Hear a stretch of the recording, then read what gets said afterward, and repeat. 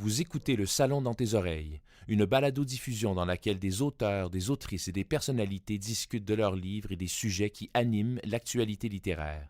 Les enregistrements ont été faits lors du dernier Salon du livre de Montréal. Donc, bonjour tout le monde. Merci d'être présent aujourd'hui. Donc, mon nom est Marie-Pierre Ly du blog Marie-Pierre Ly. Je suis présente sur Instagram et TikTok, entre autres. Alors, aujourd'hui, j'ai le plaisir d'animer Sous la couverture avec Nyn Gorman. Bonjour. Bonjour. Donc, et le tout présenté par la Bibliothèque et Archives nationales du Québec en collaboration avec le Salon du livre de Montréal. Nyn, merci d'avoir accepté notre invitation. Merci beaucoup. Tu viens de loin pour nous aujourd'hui. Oui, je viens de la France, mais en fait, merci de l'invitation. C'est un grand plaisir d'avoir cet échange avec toi. Merci infiniment. Donc, on a une petite couverture concept pour l'entrevue Sous la couverture. Alors, j'espère que tu n'auras pas trop chaud durant notre entretien. Je vais commencer par parler un peu de ton parcours qui est vraiment inspirant. Donc, peut-être peu de gens le savent, mais tu es une lectrice passionnée qui a ensuite eu son blog sur YouTube, maintenant autrice, et tu es en charge aussi de la collection Nox chez Albin Michel. Tout à fait. C'est beau de te voir suivre tes rêves. C'est vraiment très inspirant. Merci beaucoup. C'est vrai que quand je vois mon parcours, jamais j'aurais pensé en fait en être là aujourd'hui. Faut savoir que moi, j'ai eu difficilement mon bac. Je sais pas comment vous appelez ça ici au Québec, mais en gros, à la fin du lycée, j'ai eu difficilement mon diplôme. Ensuite, je suis rentrée à l'armée. Donc, rien à voir, parce que je pensais que justement, l'avenir dans le livre, c'était pas fait pour moi, parce que j'avais pas fait ce qu'il fallait à l'école. Et finalement, j'ai pris un chemin détourné. Je suis exactement là où j'aurais rêvé d'être. Félicitations. C'est un très beau parcours. Donc, croire en nos rêves, c'est important. Tu as commencé avec le Pacte d'Emma, ensuite Ashes Falling for the Sky, qui m'a brisé en 1000 morceaux pour ensuite me recoller. Et maintenant, La nuit où les étoiles se sont éteintes, ainsi que Ces promesses que l'on croyait éternelles. C'est des beaux livres, des belles publications avec des gens aussi extraordinaires. Merci de nous faire vivre ces histoires-là. Aujourd'hui, j'ai envie maintenant de découvrir la lectrice en toi, donc celle avec qui est né l'amour de la lecture. Donc, la question la plus difficile, quel est ton livre préféré? Coup de cœur. C'est très difficile, en effet, de répondre à cette question. Je pense pas que j'ai de livre préféré coup de cœur, parce que ça va dépendre de mon mood, de période de ma vie, par exemple. Il y a des livres qui ont été un coup de cœur à un instant T, parce que ça m'a fait du bien de lire ce livre-là à cet instant T. Et puis, je grandis et je relis pas ce livre. Donc, je pourrais pas le comparer avec un coup de cœur d'aujourd'hui. Je pense qu'on peut pas comparer les coups de cœur en réalité. Mais il y a un livre, en tout cas, qui continue de marquer aujourd'hui et que je suis capable de relire. J'ai beaucoup de mal à relire les livres parce que j'ai toujours peur, justement, qu'ils me déçoivent ou que le souvenir qui était attaché soit entaché par le fait que je sois juste plus la même personne au moment où je le relis. Mais c'est Just Kids de Patti Smith. Donc, c'est très différent de ce que j'écris puisque c'est un livre, en fait, qui relate des faits réels. C'est de la non-fiction. Mais ce livre m'a chamboulée jusqu'au remerciement. Et à chaque fois que je le relis, je sais pas, il y a quelque chose, en fait, chez Patti Smith qui me fait quelque chose. C'est une artiste qui est complète. Elle fait aussi de la musique. C'est une icône de l'Amérique des années 60-70 et encore aujourd'hui, elle continue à faire des concerts à son âge.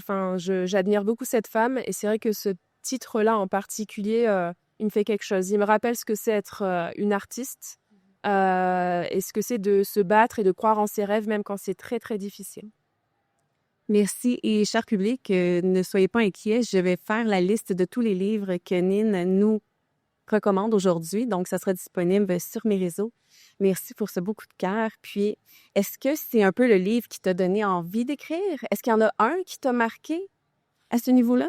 C'est pas celui qui m'a donné envie d'écrire parce que je l'ai lu quand même relativement tardivement. J'écrivais déjà. Celui...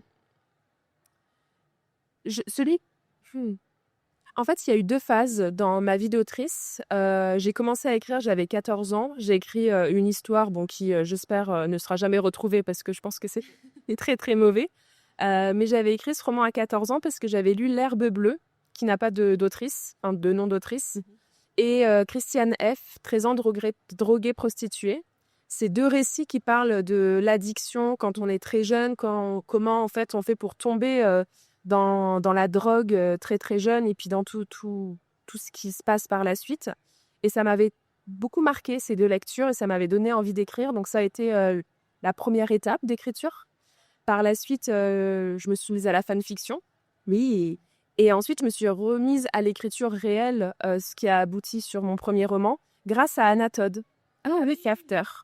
Parce que quand je faisais ma chaîne YouTube, justement, on n'arrêtait pas de me dire « il faut que tu lises After, c'est trop bien, etc. » Et je me suis dit « oula, enfin, c'est quand même 5 tomes d'une romance contemporaine sur le même couple. » Ça me semblait énorme. Mais j'ai fini par écouter les recommandations.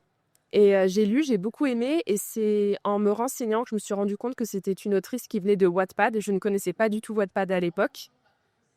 Et du coup, je me suis lancée en fait dans l'écriture sur Wattpad suite à ça, parce que je me suis dit cette nana en fait, elle a réussi à fédérer un lectorat. Pourquoi pas moi aussi? Ça serait peut-être l'occasion de m'y remettre. Ah oui, c'est vrai que Wattpad ouvre beaucoup de portes. On a de plus en plus d'auteurs qui proviennent de ce site. C'est à voir, hein. Puis, tu parlais de fanfiction. Je suis curieuse. Quelle est ta première fanfiction? C'est une fanfiction Harry Potter. Bon, aujourd'hui, je suis plus du tout en raccord avec les idées de l'autrice. Oui. Mais oui, j'écrivais des Dramion. Oh, Voilà. j'aime. J'adore. Et est-ce que tu as un type de lecture qui, pour toi, c'est un peu un plaisir coupable, un petit plaisir caché? Alors, pour moi, il n'y a pas de plaisir coupable. J'assume toutes mes lectures. Et en fait, pour moi, le plaisir coupable, c'est un petit peu dire qu'on devrait avoir honte de certaines lectures et donc qu'il y ait une certaine classification dans les genres. Et c'est vrai que je me bats contre ça. Pour moi, il n'y a pas une meilleure littérature qu'une autre, un meilleur genre qu'un autre. Mais je sais qu'on aurait tendance à dire, par exemple, que la dark romance est un plaisir coupable. Donc même si je le pense pas, du coup, je citerai, je pense, la dark romance. Et en particulier, j'ai envie de citer des titres qui sont des titres de dark romance. Mais on a tendance à penser que la dark romance, c'est forcément des romances malsaines, toxiques, avec emprise, avec l'homme qui va maltraiter la femme. C'est pas toujours le cas. Pas du tout le cas, effectivement. Donc, il y a notamment la trilogie de Brynne Weaver, qui est d'ailleurs canadienne, si je ne dis pas de bêtises, qui a écrit Ruinous Love, dont le tome 1, c'est Butcher and Blackbird. Et l'histoire, c'est en fait 2 tueurs en série. Donc, il n'y a pas du tout de rapport de force entre eux, c'est juste qu'ils finissent par tomber l'un sur l'autre et ils se décident en fait à faire une compétition pour traquer en fait d'autres tueurs en série qui font des choses horribles et c'est à celui qui tuera le prochain tueur en série en premier. Et c'est sexy, c'est gore en même temps et la relation est complètement saine et consentie. Et il y a une vibe un petit peu comédie romantique aussi, donc la dark romance, ça peut faire rire. Tout à fait. Et donc voilà. Pour moi, il n'y a pas de plaisir coupable, mais j'en profite juste pour faire un petit peu de pub pour ce livre que je trouve exceptionnel et qui n'a pas besoin de ma pub parce que je pense que vous en avez déjà entendu parler. Et est-ce que tu as un roman, est-ce que tu es le type de lectrice qui prête ses romans ou tu les gardes jalousement? Alors, il y a l'ancienne moi qui n'aurait jamais prêté mes romans parce que j'avais tendance à collectionner les livres, à faire en sorte d'avoir une belle bibliothèque bien remplie. Je sais pas, ça me plaisait. Mais avec le temps, en fait, quand j'ai déménagé à Paris, j'étais dans un appartement qui était quand même relativement petit. J'ai fini par devoir retirer en fait mes bibliothèques. Et j'avais plus qu'une toute petite bibliothèque où j'avais très très peu de livres dedans. Et j'avais que des livres qui étaient des livres d'occasion, parce que je suis très passionnée par la Beat Generation, qui est donc la littérature américaine des années 50-60. Et c'est beaucoup des livres en fait qui aujourd'hui ne sont plus trouvables en librairie, donc il faut les acheter en seconde main. Et en fait, d'avoir cette toute petite bibliothèque, je me suis rendu compte que j'avais pas tant besoin d'une grande bibliothèque et que j'avais une grande bibliothèque peut-être pour que ce soit beau, pour que ce soit esthétique et pour que les gens voient que j'avais beaucoup de livres. C'était pas du tout pour les bonnes raisons. Il y avait quelque chose de très esthétique et de consommation qui était plus trop en adéquation avec qui j'étais. Et je me suis découverte que ce que j'adore, c'est acheter des livres de seconde main, où il y a notamment des annotations dedans. Ah oui. Et donc, des fois, de découvrir un livre et d'avoir une histoire dans l'histoire, parce qu'avec les annotations de la personne, je découvre en fait autre chose, je trouve du livre. Et ça m'a changé mon rapport au prêt, en fait. Oui. Avant, j'aurais jamais prêté mes livres parce qu'il était hors de question que ça revienne abîmé dans ma bibliothèque. Aujourd'hui, je prêterai volontiers parce que je trouve qu'un livre, c'est fait pour être managé, pour voyager, pour être prêté. C'est pour moi un objet du partage, en fait. C'est une culture aussi, donc ne pas la garder pour soi, mais l'aider à la propager. Tout à fait. Donc aujourd'hui, non, au contraire, j'adore. Du coup, j'ai redéménagé, je suis plus sur Paris, donc j'ai à nouveau des bibliothèques. Et ce que j'adore, c'est recevoir des amis ou même des enfants dans ma famille et de leur dire regardez les livres qu'il y a, est-ce que vous voulez en prendre un? Et puis j'essaie de leur pitcher parce que j'ai envie qu'ils repartent en fait avec des romans de la bibliothèque. Et c'est peut-être le livre qui va changer quelque chose dans leur état d'esprit. Comme on parlait tout à l'heure, le bon livre au bon moment. Exactement. Ça fait toute une différence des fois dans une vie. Tout à fait. Et le livre qui t'a sorti de ta zone de confort, mais que tu as adoré, tu en as parlé un peu au début comme étant celui qui t'avait un peu chamboulé.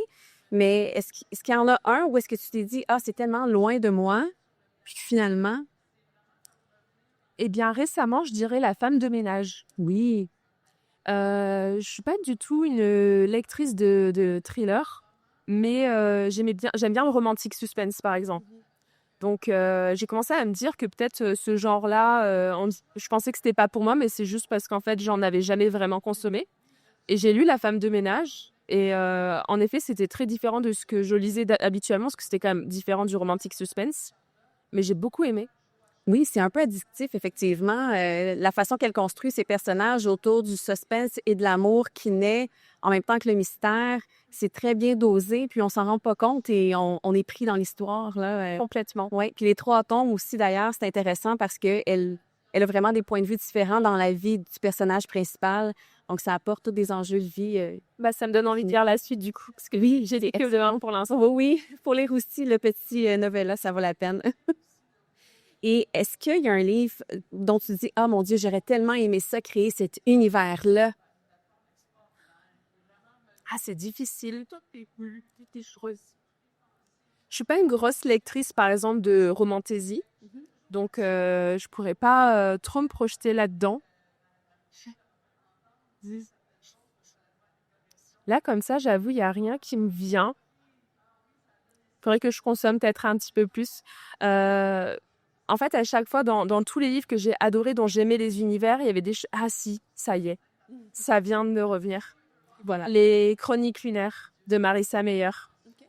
C'est un roman de dystopie science-fiction, en fait, avec vraiment un univers il y a des sortes de cyborgs, il y a des enjeux politiques qui ont été créés, avec la Lune qui pèse un petit peu quand même sur la Terre, et c'est très, très bien fait. Ouais, les Chroniques lunaires de Marissa Meyer. Je vais l'ajouter dans ma pile à lire, assurément. Ça me donne vraiment envie. Et lorsqu'on parle de livres, il y a plusieurs formats de livres qu'on peut consommer. Donc, on a les livres numériques, les livres papier, on a les livres audio. On n'embarquera pas dans le débat aujourd'hui. Est-ce qu'un livre audio est un livre? Parce que selon moi, oui, totalement. Mais est-ce qu'il y a un modem que tu privilégies particulièrement ou est-ce que les trois t'accompagnent? Alors, je lis 99% du temps en numérique. Oui.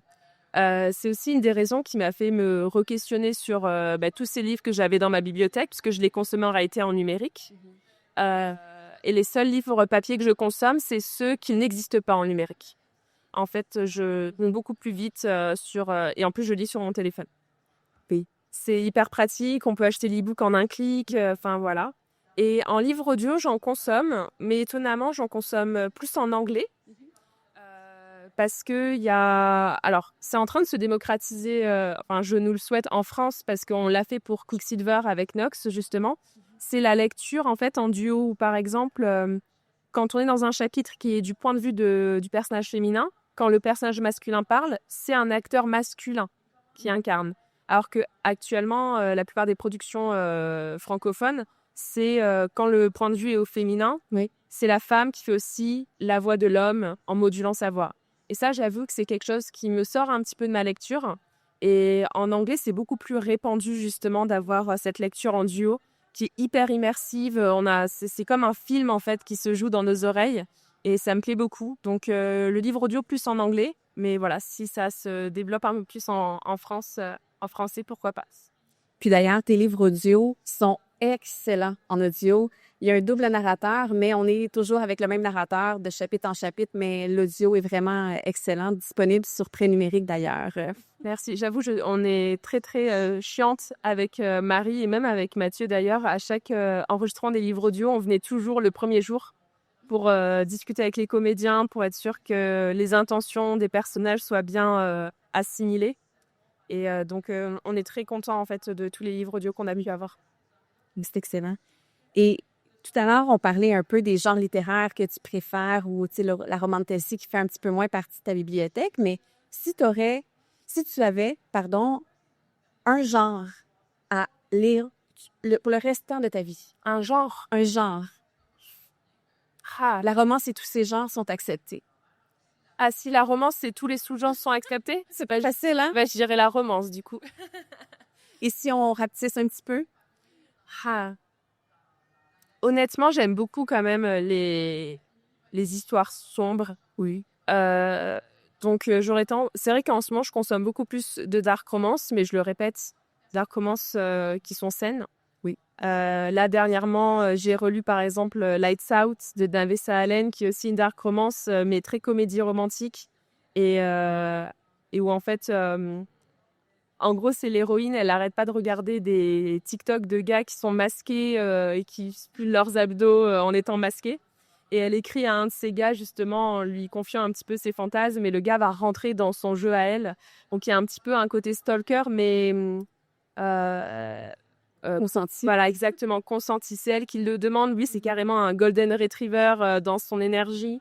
Et c'est vrai que j'aime bien parce que, bon, c'est très drôle, c'est très léger, mais en même temps, on parle de sujets qui sont assez sombres, assez sérieux aussi. Il y a des messages qui passent.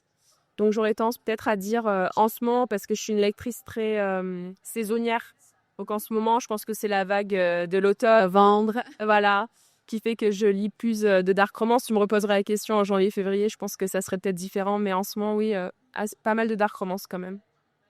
Et Noël s'en vient bientôt. Oui. Est-ce que tu as une pile à lire spécifique pour ce temps particulier de l'année? Alors, je lis quasiment pas. Je crois que j'ai jamais vraiment lu de romance de Noël. Et c'est justement une discussion qu'on avait récemment en interne avec Nox, où je disais qu'il faudrait que je consomme un peu plus de romances de Noël, parce que c'est forcément quelque chose qu'on aimerait amener aussi dans la collection, et que j'ai pas en fait encore assez de billes et d'expérience là-dedans. Et c'est vrai que je suis pas une consommatrice de romances de Noël, parce que les romances de Noël, les peu que j'ai lues, c'est des romances où il y a généralement pas de séparation, il y a pas de, on appelle ça la rupture du troisième acte, par exemple, il y a pas ça dans les romances de Noël. Et moi, j'aime bien quand voilà, ils se déchirent un peu avant la fin et qu'on se demande est-ce qu'ils vont se remettre ensemble. Et ça, c'est quelque chose que j'aime beaucoup dans les romances, c'est qu'on va pas forcément retrouver dans les romances de Noël, par exemple. Puis, dans les dernières années, peut-être ça va te donner envie de lire des romances de Noël. Je trouve qu'on a de plus en plus d'offres qui sortent un peu de la chick-lit, donc des romances un peu plus légères et drôles, qu'on va plus dans le dramatique un peu. Donc, je pourrais te donner quelques recommandations. Je suis vraiment preneuse. Et je veux savoir le dernier livre qui t'a brisé. Puis là, j'avoue quelque chose. J'ai été complètement brisée dans la première partie, ces promesses que l'on croyait éternelles. Pas de spoiler, mais je dis juste Vegas. J'ai été complètement brisée. Est-ce que tu as un personnage récemment dans une histoire qui t'a aussi touché comme ça? T'as versé une larme? Ou deux. Quelle est la dernière fois que j'ai pleuré? J'ai envie de sortir mon téléphone pour voir mes dernières lectures. Parce que je lis beaucoup en ce moment, ce qui est très... En fait, comment dire? J'ai tendance, en fait, à avoir des longues périodes sans lecture. Parce que quand je suis dans des phases d'écriture intensive, par exemple, je n'arrive pas à lire. Et après, voilà, je lis beaucoup, beaucoup, beaucoup. Et... Désolée, je regarde. Hein. Parce que je voudrais un qui m'a vraiment fait pleurer. Est-ce que tu es sur Goodreads? Je suis sur Goodreads. Oui. Mais j'avoue, On ça peut aller fait longtemps que j'ai pas mis à jour. Mais je pense que je vais citer un livre, c'est pas un livre que j'ai lu dernièrement, mais qui me fait pleurer en fait systématiquement. Et récemment, en fait, j'ai raconté la fin à une amie autrice parce qu'elle voulait faire une fin à son livre et je me suis dit, ah, ça me fait penser à ce livre-là, je vais te raconter, peut-être que voilà, ça va te débloquer dans ton process et tout. Et en fait, j'ai pas réussi à lui lire parce qu'en fait, j'ai de suite pleuré aux premières lignes de la fin. Et c'est Arrête avec tes mensonges de Philippe Besson. C'est un roman en fait qui raconte le premier amour de l'auteur Philippe Besson. C'est un roman qui est court mais c'est une claque monumentale et chaque fois que j'y repense ou que je relis cette fin en fait elle me fracasse vraiment. On va lire ça. Mine, merci infiniment. Le temps passe tellement vite. Merci d'avoir été avec nous aujourd'hui. Tu seras en période de dédicace au kiosque d'Albin Michel cet après-midi aussi. Je pense à midi, si je ne me trompe pas. Et merci à vous tous d'avoir été là. Puis en terminant, cet entretien a été possible grâce à la Bibliothèque et Archives nationales du Québec. Et plusieurs de leurs services sont accessibles gratuitement et partout au Québec, tels que Prénumérique. Si vous désirez commencer les livres audio ou avoir une bibliothèque à la maison, n'importe quelle heure du jour ou de la nuit, Prénumérique est là. Merci à tous. Je vous remercie. Je vous souhaite un beau salon.